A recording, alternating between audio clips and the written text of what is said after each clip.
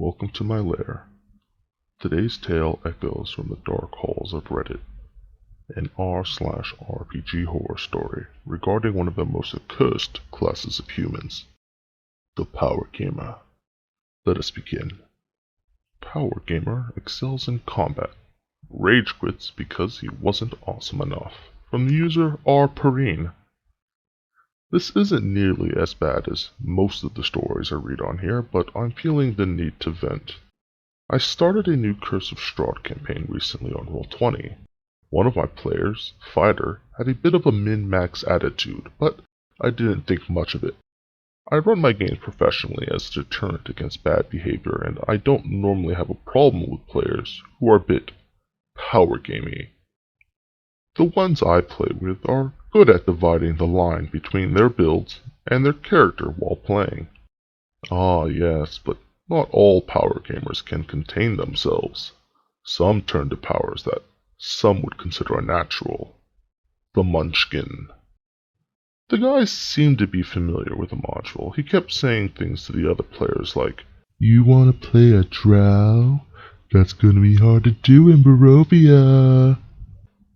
I reassured the whole group that I was fine with the character choices and didn't pay much heed to what in retrospect is an obvious red flag.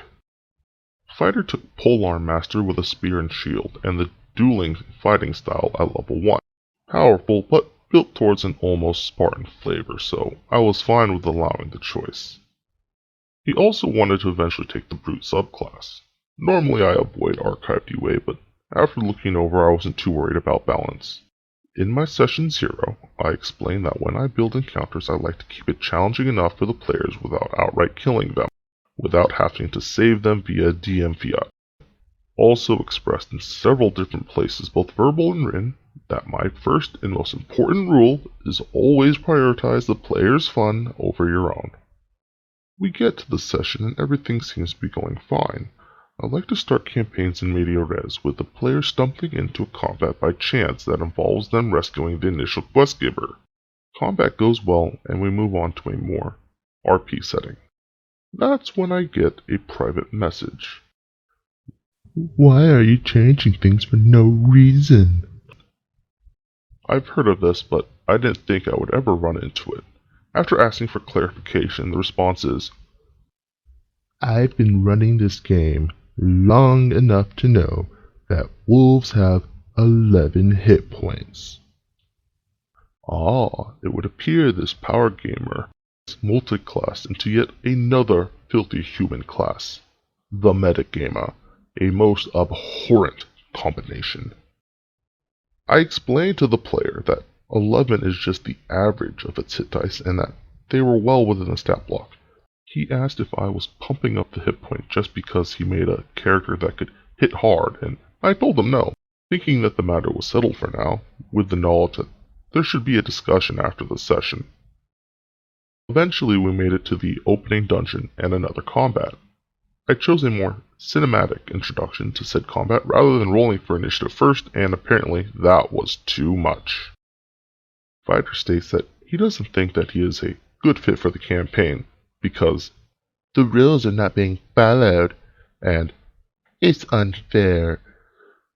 The other players are confused, which brings the discussion over whether there's even a standard rule that has to be followed, and whether the players should be thinking about the stat blocks, even if they already know them. Fighter starts shouting about how unfair I've been to him by making him less effective, and immediately leaves. The initial combat was against 4 enemies, and he easily took out 2, dealing most of the damage to a third, but apparently I made him less effective by not letting him one-shot everything. Indeed, 'twas as I feared, and this power/metagamer multi-class is well on his way down the dark path of munchkinism.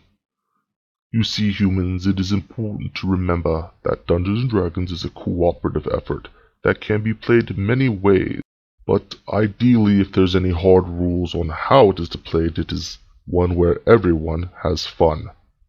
That being said, if I may play Asmodeus' advocate, I did note that user rpghorrorstory was DMing professionally.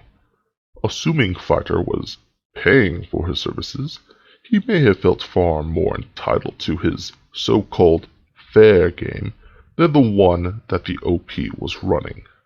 For this reason, it is very important and vital that communication is done before starting any sort of adventure.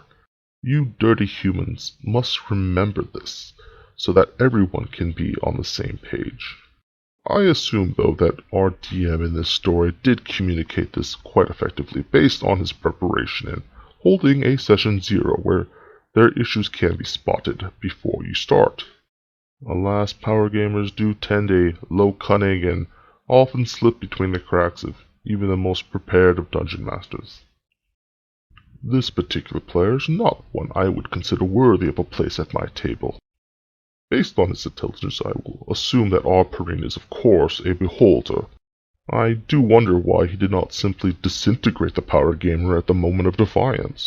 Or better yet, have the power gamer hold up a monster manual that he has so diligently memorized, before also issuing him a petrification ray, so that his stone visage might serve as an eternal lesson to other foolish humans. But perhaps the Dungeon Master was being kind. Regardless, I hope you enjoyed your stay in my lair, humans. If you wish to become one of my minions, please subscribe right here for more stories and Dungeons & Dragons content. Stay chill and keep rolling those natural 20s.